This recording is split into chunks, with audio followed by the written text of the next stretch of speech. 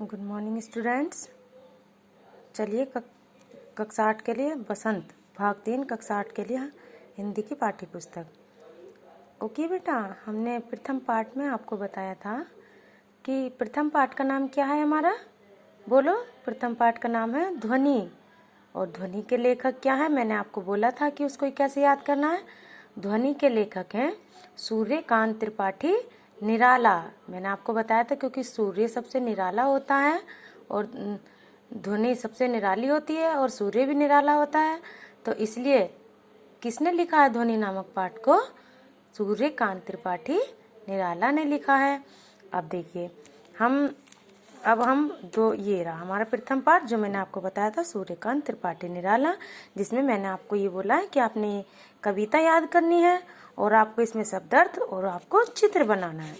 अब देखिए बेटा, अब हम अगला पाठ पढ़ेंगे। पाठ का नाम है हमारा पाठ नंबर 2 लाख की चूड़ियाँ। इस पाठ का नाम है हमारा लाख की चूड़ियाँ। लाख की चूड़ियाँ नामक पाठ के लेखक कौन है? कामता नाथ। कौन है बेटा? कामता नाथ, जो हमें हमारे पाठ के अंतिम पृष्ठ पर हमारे देखने को मिलेगा। ठीक है, कामता नाथ। अब आप लाख की चूड़ियाँ नामक पाठ के लेखक का नाम कैसे याद करेंगे? यानी चूड़ियों में हम काम करते हैं, रंग बिरंगी चूड़ियाँ होती हैं, मीना लगाते हैं और छोटी बड़ी कड़े ये सब बनाते हैं, तो उसमें बहुत सारा काम होता है। इसलिए उस पाठ के लेखक का नाम क्या हो जाएगा? कामता नाथ। तो उसमें काम कर दें। अब बेटा देखिए ये सिर्फ मैं आपको इसकी मैं फोटो भेजूंगी, देखिए, और इसकी एक आपको अपने आप इस पाठ को सॉल्व करना है। ठीक है, कैसे करना है?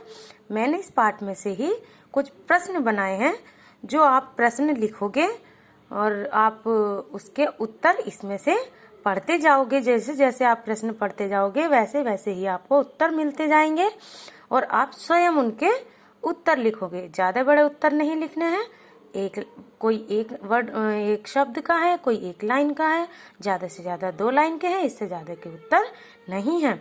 देखिए बेटा, इसमें जो है एक ये बदलू है, ये क्या काम करता है? ये चूड़ियाँ बनाने का काम करता है और लेखक अपने मामा के यहाँ पर आकर रहता है, और जिसमें लेखक जो सारा समय अपना दोपहर का इनके बदलू के पास बिताता है, जो उसके मामा के गांव का एक काम करने वाला बदलू है।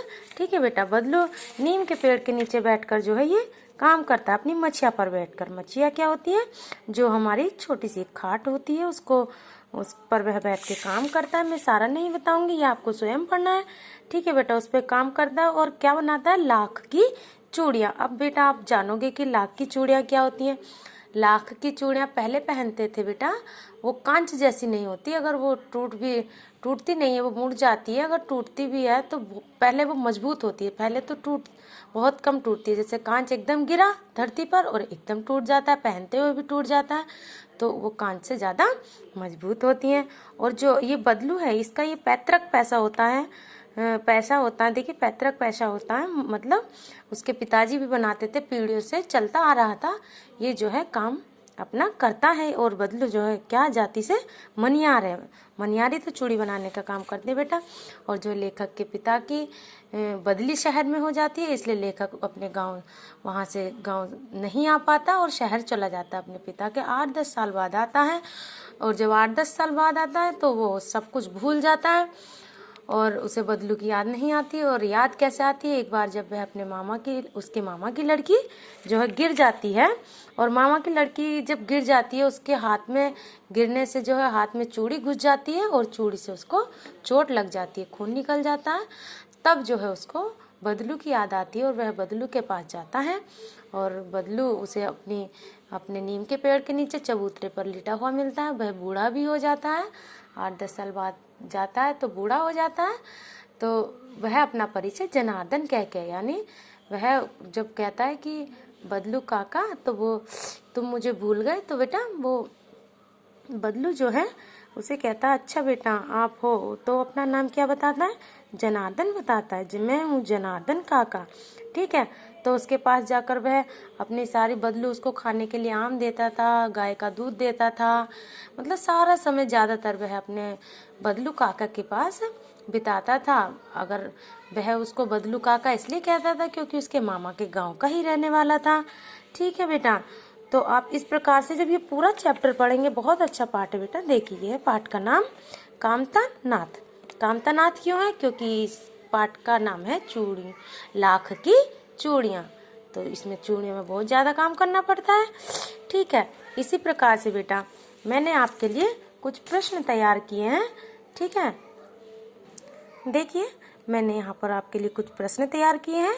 तो ये आपके प्रश्न हैं, आप इनको पढ़ते जाएंगे। जैसे लाख की चूड़ियाँ पाठ के लेखक का क्या नाम लिखो।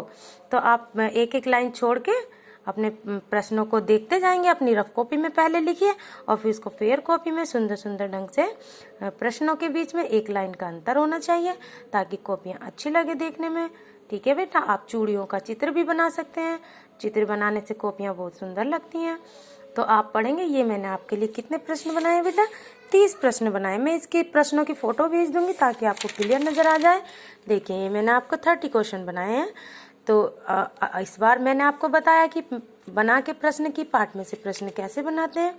अगला पाठ जब हम पढ़ेंगे तो प्रयास करेंगे कि हमारे बच्चे यानी आप अपने आप ही प्रश्न बनाएंगे और अपने आप ही उत्तर लिखेंगे।